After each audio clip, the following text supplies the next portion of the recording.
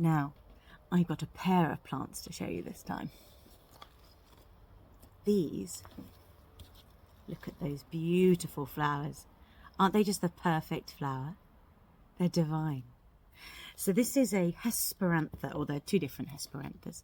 So this is Pink Princess, that sort of blushy pink, beautiful, and you can see on the stem we've got future blooms coming, so it's not finished flowering. Even this late in the year, it's going to give you more flowers. Beautiful thing. Got a fresh stem here, lots of blooms to come. And then this one here is, yes, Fenland Daybreak, slightly sort of more rich pink, almost a bit of a coral pink. Beautiful flower form, again almost that perfect how you would draw a flower form.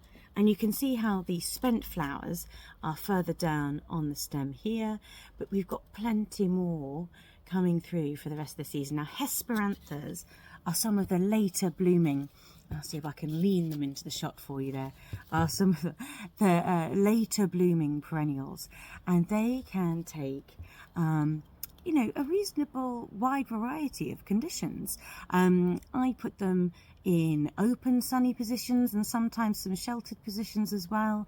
The thing you do have to remember is that it is what we call an H4, a hardiness rating of 4, which does mean if we have a winter like we did in 2019 with that long, was it 2019? No, it wasn't. It was, gosh, no, it was 2022, wasn't it? We had a really long cold snap. These may struggle in anywhere sort of south of London, basically, especially if they're young and not quite established yet. However, there are things you can do to get around that, which is what I do, because I'm north of London. Most of my projects tend to be, I do have some in London as well, tend to be north of London.